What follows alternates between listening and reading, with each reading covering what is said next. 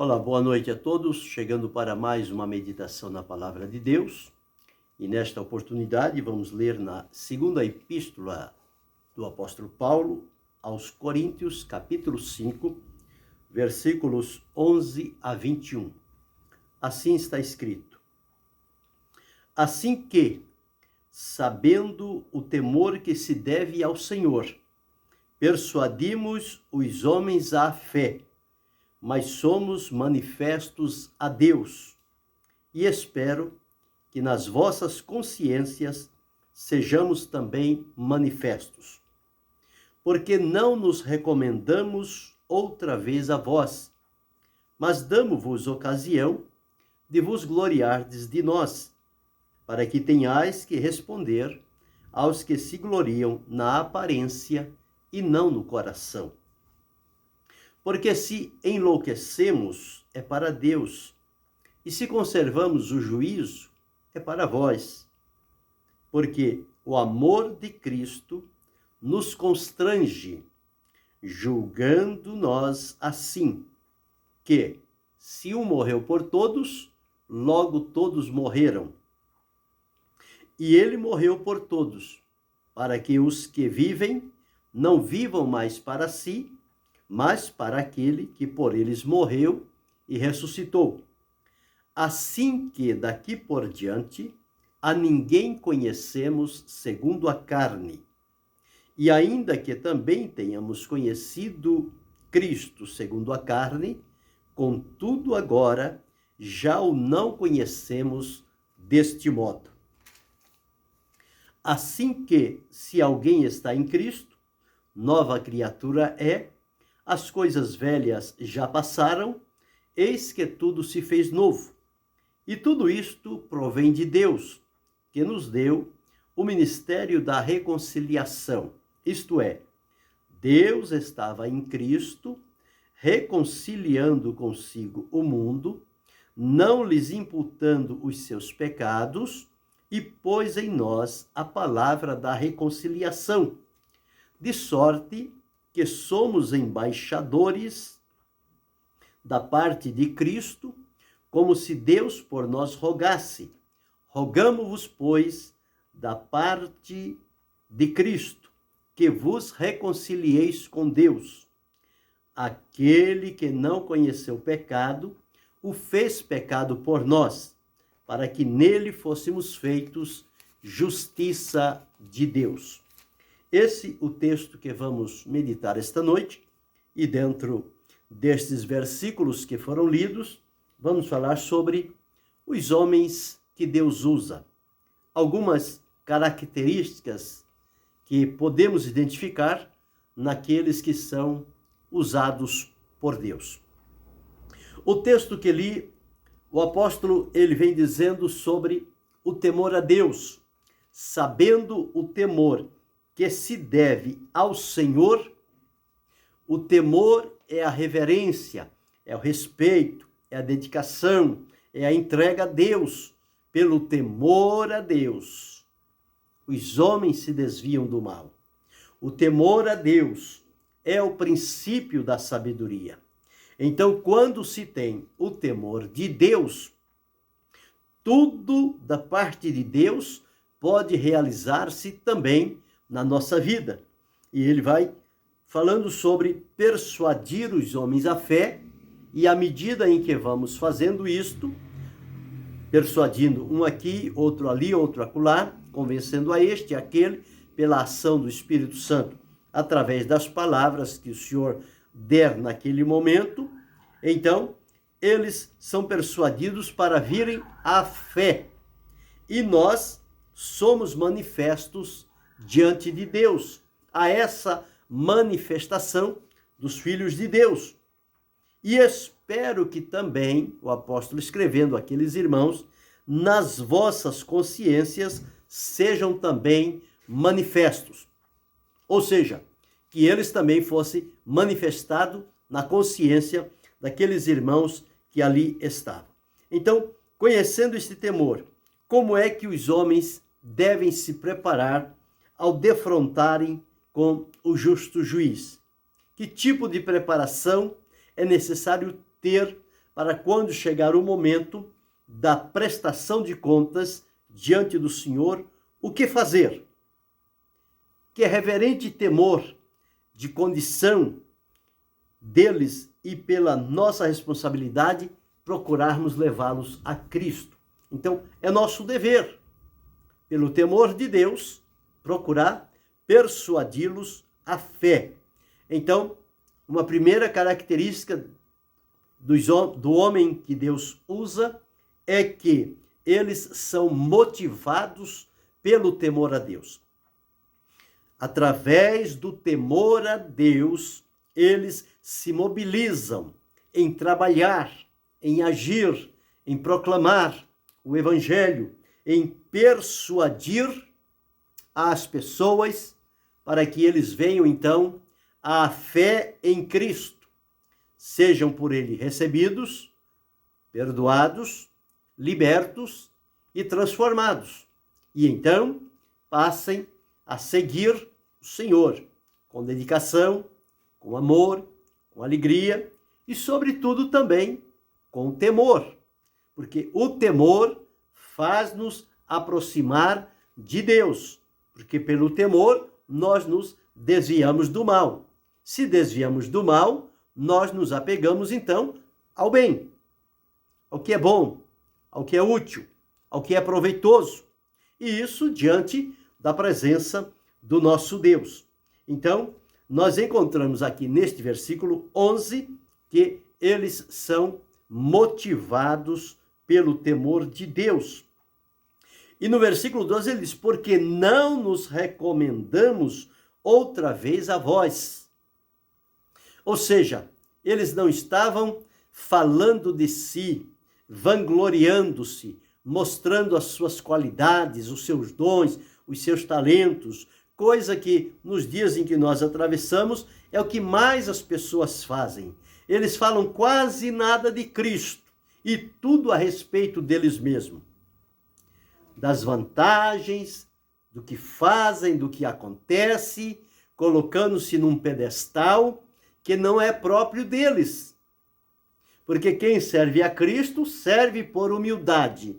E quem serve por humildade não está buscando posição, não está buscando destaque, não está buscando holofotes, não está buscando o foco, o direcionamento das pessoas para si. Mas tem a plena convicção de levá-los à presença do Senhor Jesus.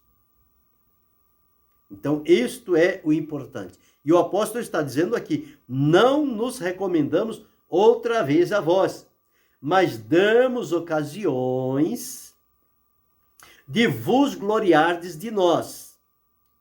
Vocês podem observar, e aquilo que ver de acordo com o propósito, a vontade de Deus, de gloriarem-se em Deus. Já o sábio Salomão escreveu, louvem-te o estranho, e não seus próprios lábios. O que hoje observamos é a pessoa se louvando a si mesmo, exaltando a si mesmo, engrandecendo a si mesmo. Isto é pecado, isso é arrogância, isso é idolatria, é egocentrismo. Prova que está longe da comunhão com Deus, distante do caminho da santidade. Porque quem anda pelo caminho da verdade, pelo caminho da santidade, ele anda com temor e com humildade. Ele reconhece o seu lugar, reconhece a grandeza do Senhor. E tudo na vida dele é glória para Deus, é honra para Deus, é ação de graças para Deus, é adoração a Deus. Tudo é Deus na vida dele. Porque o temor está ali naquele coração. Quando não há temor, tudo é para mim, nada é para Deus. Mas quando tem o temor, tudo é para Deus. Então, nós observamos aqui, e ele diz o seguinte, para que tenhais que responder aos que se gloriam na aparência. Tem aqueles que se gloriam na aparência, é isto? E não no coração. Aquilo que vê, na maioria dos casos, é totalmente diferente daquilo que é.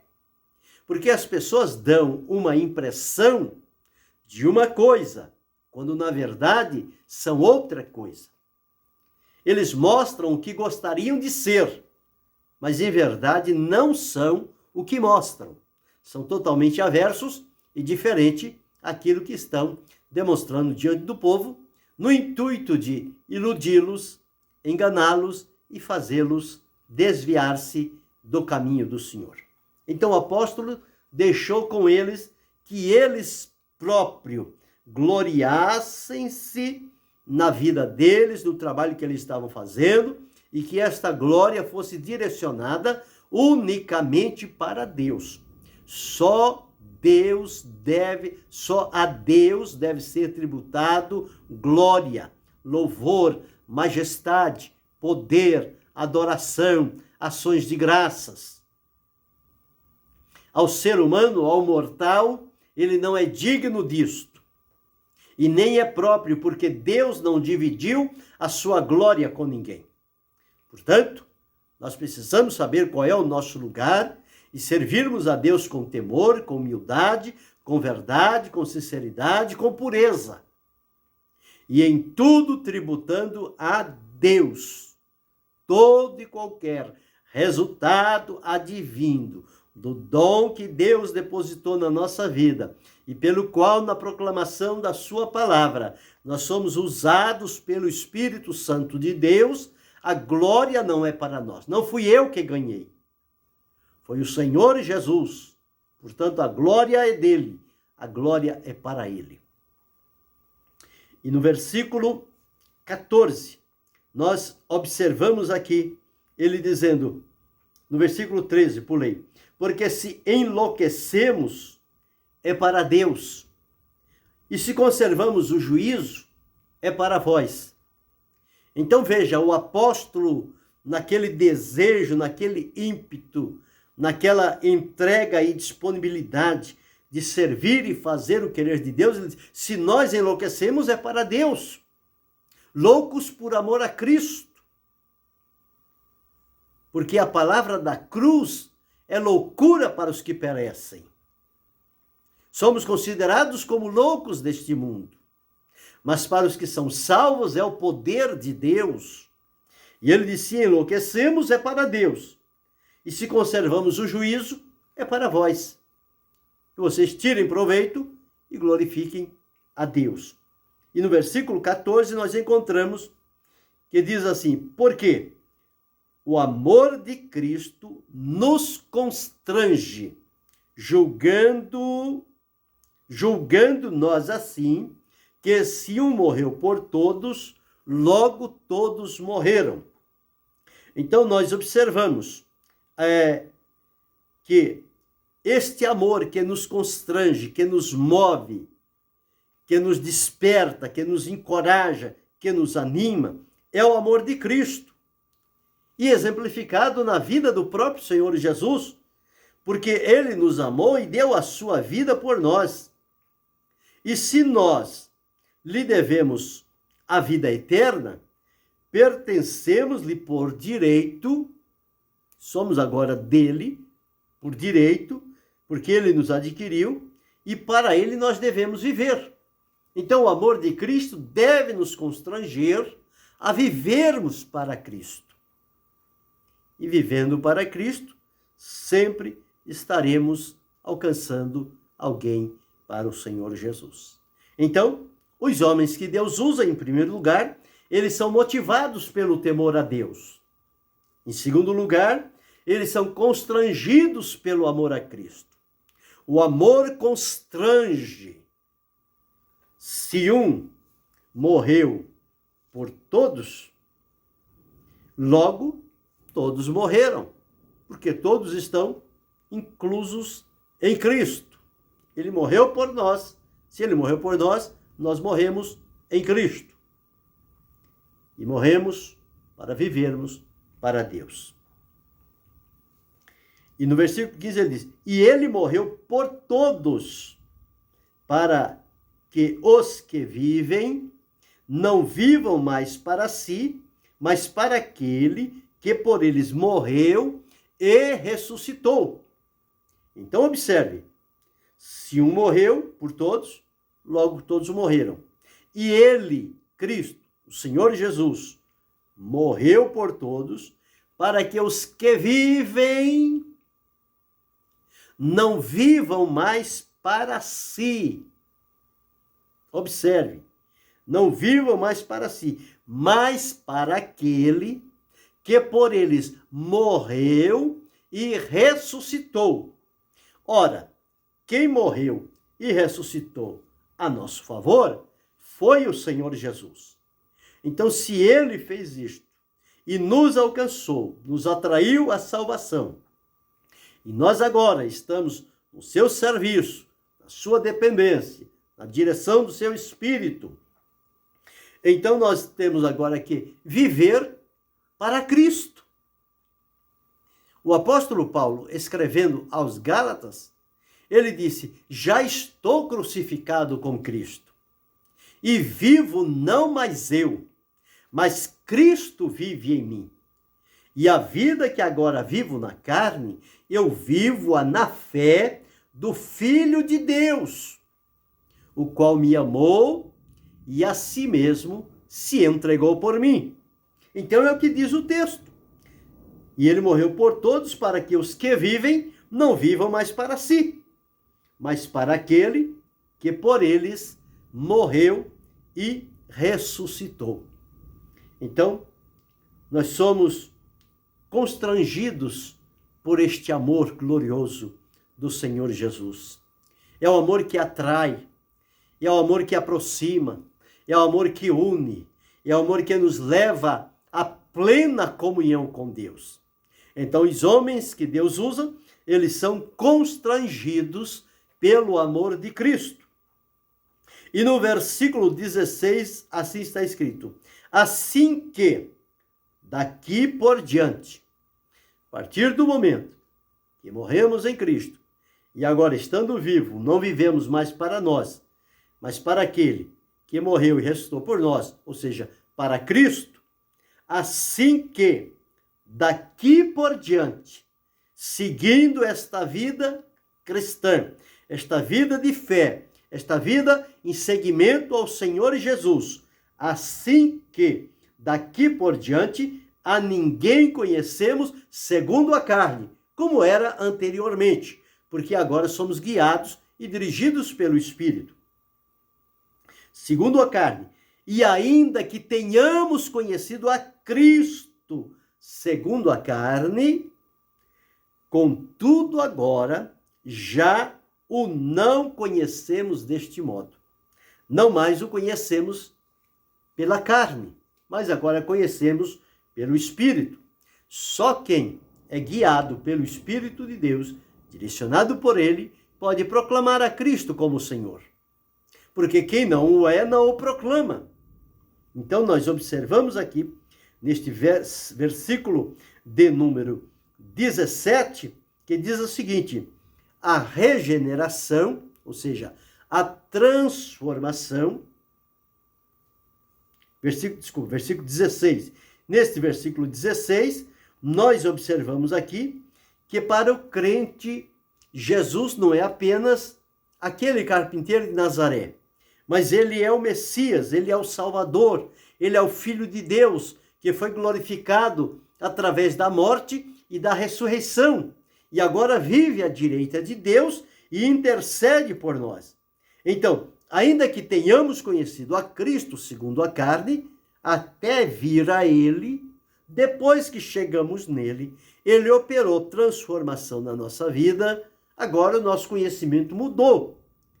Ele passou, ao invés de ser de natureza carnal, material, para a natureza espiritual, que é o sentido verdadeiro da Escritura. Então, nós encontramos isto, que Jesus, então, o significado da morte, da glorificação do Senhor Jesus diante de Deus, demonstra que ele viveu entre os homens, a fim de que os homens, por estarem em Cristo, fossem tornados ou feitos filhos de Deus. Então, os homens que Deus usa, eles são, em terceiro lugar, impulsionados pelo conhecimento que eles recebem de Cristo. Já não é um conhecimento segundo a carne, mas é um conhecimento pelo Espírito que habita no crente, que habita no coração do salvo. Esse Espírito é que ensina, é que nos guia em toda a verdade. Então, por este conhecimento é que nós vamos nos aprofundando na nossa vida de intimidade e de comunhão com o Senhor Jesus, e ele vai revelando-se a cada momento com maior profundidade para a nossa vida. E nós vamos entrando nessa experiência espiritual com Cristo, e ele vai se dando a conhecer, e nós vamos conhecê-lo pelo Espírito. Então, os homens usados por Deus são impulsionados pelo conhecimento de Cristo. No versículo 17, ele diz o seguinte: assim que, se alguém está em Cristo, nova criatura é. As coisas velhas já passaram, eis que tudo se fez novo. Então o segredo é, em primeiro lugar, estar em Cristo. Quem está em Cristo? Aquele que o Senhor alcançou, que veio a Cristo, que foi convencido pelo Espírito Santo do pecado, da justiça, do juízo, creu, arrependeu-se, colocou a vida à disposição. O Senhor Jesus o chamou, o aceitou, perdoou, libertou, transformou a sua vida. E agora ele está em Cristo. A posição dele agora é em Cristo. A minha posição, a sua posição, a nossa posição agora, uma vez vindo a Cristo, é em Cristo. E é em Cristo que nós somos libertos, nós somos protegidos, nós somos abençoados com todas as bênçãos celestiais, nos lugares celestiais, em Cristo. Então, através do Senhor, estando em Cristo, nós passamos a ser uma nova criatura. Ou seja, passamos pelo processo da regeneração. Regeneração não é reforma. Regeneração não é fazer ajuste. Regeneração não é mudar a aparência. Regeneração é uma obra profunda de Deus. Por quê? Se fomos gerados por Deus, a sua imagem e semelhança, o pecado através de Satanás nos degenerou, desfigurou a imagem de Deus na nossa vida. Tirou a beleza que tínhamos em Deus. E agora o homem ficou desfigurado. É como uma moeda, quando ela sai da casa da moeda, ela é brilhante, que as pessoas às vezes não querem nem usar, de tão bonita, tão brilhante que ela é. Mas aquela moeda, ela vai de mão em mão e, vez por outra, ela cai no chão, alguém pisa, passa um carro, ela fica toda arriscada, toda arranhada. E alguém pega aquela moeda e só lembra dela por causa da aparência, que ela era aquela moeda novinha em folha, bonita. Tinha um valor significativo. E agora ela está toda deturpada, toda degenerada, desfigurada. Mas quando alguém pega na mão, é a mesma moeda. Ela tem o mesmo valor. É como pegar uma nota de 100 reais, amassar toda ela e jogar ao chão. E alguém diz, dinheiro amassado não vale nada. Quando estava perfeito era 100 reais, agora não vale nada. Não. Você pega ela toda amassada, desamassa ela, ela continua valendo os mesmos 100 reais. Ela não perdeu o valor. Assim é o ser humano. Por isso que para Deus, uma alma salva vale mais que o mundo inteiro que não necessita de arrependimento.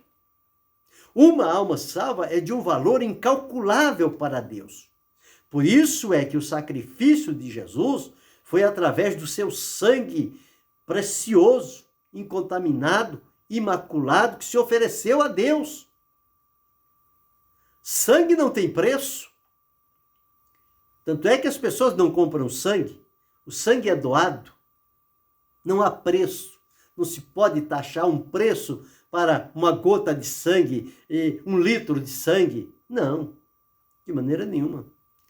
E o Senhor Jesus verteu o seu sangue em favor da nossa vida. E agora nós estamos em Cristo.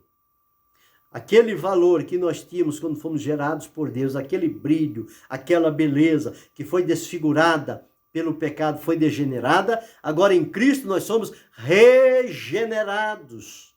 Ele traz novamente aquele brilho que estava apagado, aquela vida que estava amortecida, ela volta a ser estampada em nós, em Cristo Jesus, e nós passamos a viver para Ele, em novidade de vida, com alegria, como se estivéssemos saído daquela hora das mãos criadoras do Senhor nosso Deus. Então, se alguém está em Cristo, nova criatura é. As coisas velhas já passaram. A regeneração muda a vida e a atitude das pessoas. Muda completamente o comportamento, a maneira como reage às ações, aos problemas, às dificuldades. Ela é totalmente diferente. Por quê? Porque passou pelo processo da regeneração. E na regeneração, o egoísmo é levado à morte.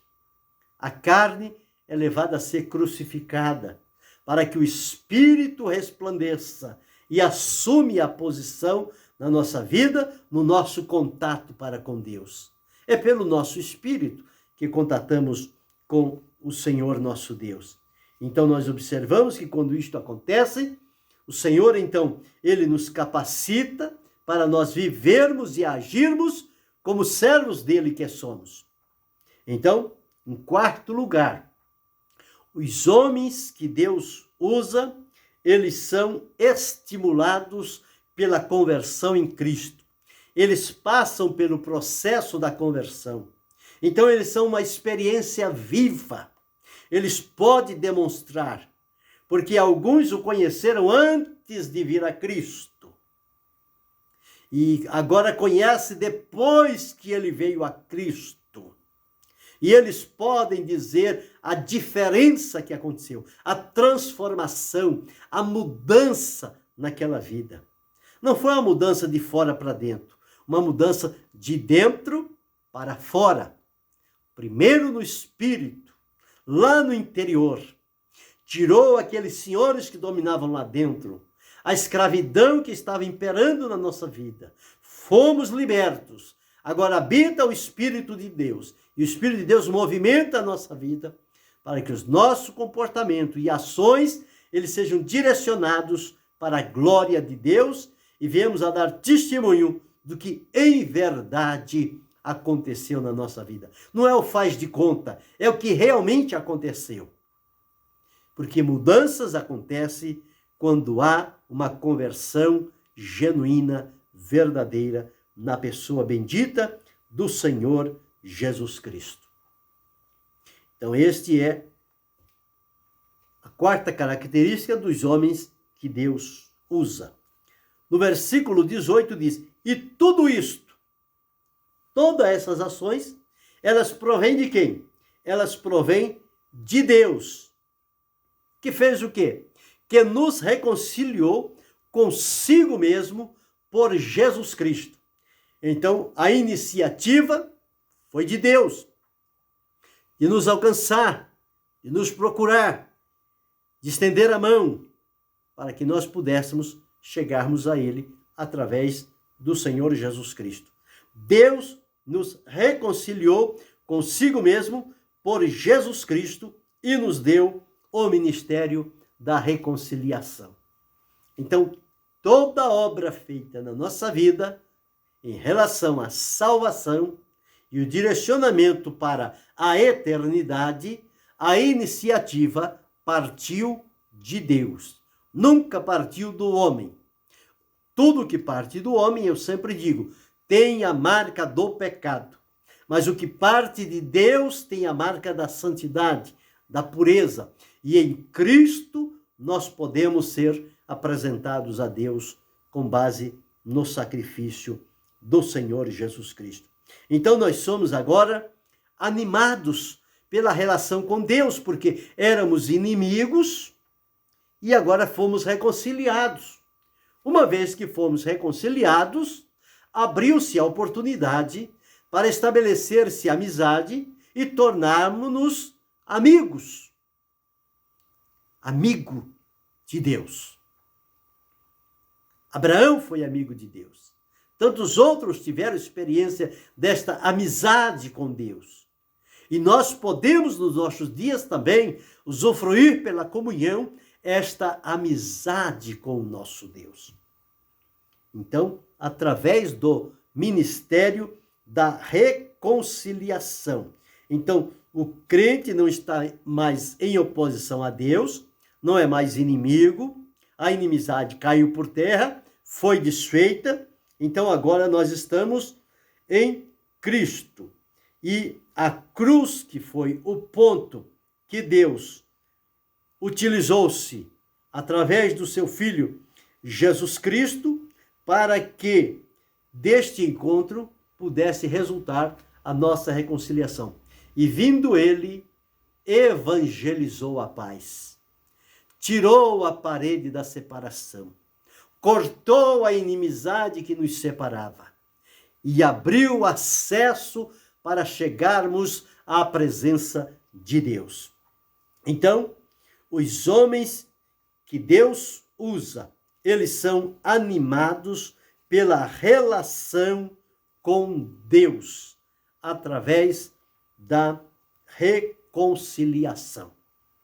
E no verso de número 19, ele diz, isto é, Deus estava em Cristo, reconciliando consigo o mundo, não lhes imputando seus pecados, e pôs em nós a palavra da reconciliação.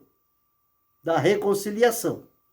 Então o Senhor Deus fez esta obra, colocou a sua palavra na nossa vida, deu a nós este trabalho, o ministério da reconciliação, para que, em proclamando o seu evangelho, possamos direcionar as pessoas para esta reconciliação com Deus através de Jesus. E no verso 20 diz, de sorte que somos embaixadores da parte de Cristo, como se Deus por nós rogasse. Rogamo-vos, pois, da parte de Cristo, que vos reconcilieis com Deus.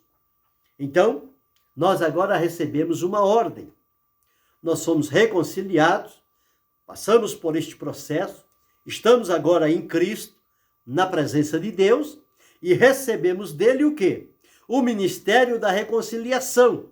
Então, neste mundo, nós somos agora embaixadores da parte de Cristo, como se Deus por nós rogasse. Então, estamos aqui agora para representá-lo diante de uma humanidade que caminha a passos largos para a perdição. Mas nós temos a palavra da reconciliação e o ministério da reconciliação que recebemos do Senhor. E temos que exercê-lo para que vidas encontrem-se com o Senhor e sejam também transformadas. Então, observamos aqui que é uma honra ser nomeado embaixador do Rei dos Reis, do soberano, do maioral, daquele que está acima de tudo e de todos. E é dele que recebemos esse ministério. E somos enviados com esta sublime e solene missão de proclamar a salvação em Jesus Cristo para todo aquele que nele crê. Então, este é o nosso trabalho. Por isso, somos encorajados pela ordem de Deus. Esta é a sexta característica dos homens que Deus usa. Eles são encorajados pela ordem que receberam de Deus. E o último versículo que li, versículo 21, diz assim: aquele que não conheceu pecado, o fez pecado por nós, para que nele fôssemos feitos justiça de Deus. Então, observe, aquele que não conheceu o pecado, o fez pecado. Foi quando Jesus despojou-se da sua glória, aceitou vir a este mundo e recebeu em seu corpo os nossos pecados, quando foi levado ao madeiro, lá no alto do Gólgota, e crucificado, levando ele mesmo em seu corpo os nossos pecados, para que nós agora, mortos ao pecado, pudéssemos viver através da justiça que foi praticada pelo Senhor Jesus. Então aqui está. Aquele que não conheceu o pecado, fez pecado por nós, para que nele fôssemos feitos justiça de Deus. De pecador, agora passamos a ser justificados diante de Deus. Isto devemos a Cristo, que assumiu o nosso lugar na cruz do Calvário, com aquele alto preço que ele ofereceu. Então, neste versículo, nós somos incentivados pela mensagem de Deus, que quando ela é proclamada, nós podemos dizer que o nosso pecado foi levado por Cristo e a justiça de Cristo, ela agora é imputada na nossa vida, ela é colocada à nossa disposição e nós somos os beneficiários dessa justiça maravilhosa, porque ela nos une a Cristo e a Deus. E assim vamos servindo com alegria. Então a mensagem daquele que é enviado pelo Senhor como seu embaixador, ela consiste unicamente na proclamação de que Cristo morreu na cruz do Calvário em lugar do pecador que ele veio salvar. Esta é a mensagem. Reconciliai-vos já com Deus. É ordem que ele dá. Reconciliai-vos. Então, os homens que Deus usa, de acordo com esse texto que lemos esta noite, encontramos pelo menos 7 características que identificam uma pessoa usada por Deus. E quais são estas características? Primeira delas, eles são motivados pelo temor a Deus. Segundo, são constrangidos pelo amor de Cristo. Terceiro, são impulsionados pelo conhecimento que recebem de Cristo. Quarto, são estimulados pela conversão a Cristo, quando são regenerados. Tudo se fez novo. Quinto, são animados pela relação que ele tem com Deus. Eram inimigos, foram reconciliados, agora vivem em paz, em unidade. Sexto, são encorajados pela ordem de Deus. Ele nos deu o ministério da reconciliação e pôs em nós a palavra da reconciliação. Então, são encorajados por esta ordem que receberam de Deus e, através dela, mantém-se ativo no reino de Deus e na vontade do Senhor. Em sétimo lugar, eles são incentivados pela mensagem demonstrada em Jesus, que assumiu os nossos pecados e ofereceu-nos a sua justiça. E Deus nos aceita com base neste sacrifício maravilhoso e glorioso do Senhor Jesus Cristo.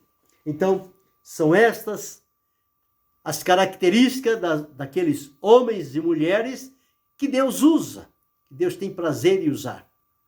Então, eles são totalmente voltados para Deus. Nada para si. Tudo é para a glória de Deus. É para que o nome do Senhor seja glorificado. É para que vidas sejam alcançadas. Para que o pecador seja salvo. Para que o perdido seja encontrado. Para que o aflito receba o conforto de Deus. Para que o enfermo receba a cura.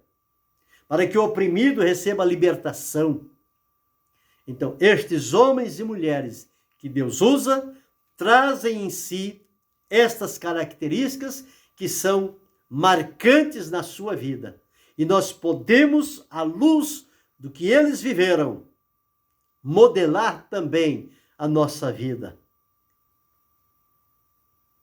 E vivermos diante da presença do Senhor, motivados pelo temor, constrangidos pelo amor, impulsionados pelo conhecimento de Cristo, estimulados pela conversão, animados pela relação com Deus, encorajados pela ordem que Deus deu e incentivados pela mensagem de Deus, que não falha, mas cumpre os seus objetivos quando proclamada com fidelidade, com lealdade ao Senhor. Que estas características sejam colocadas na nossa vida e que vivamos nesta condição em Cristo e sejamos aqui o seu representante.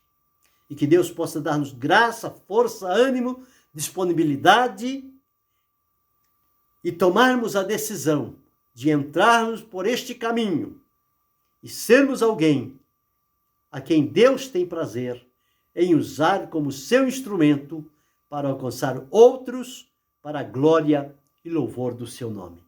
Esta é a mensagem para o nosso coração esta noite. Que Deus em Cristo Jesus possa abençoar-nos a cada um, não só hoje, mas para todo sempre. Amém.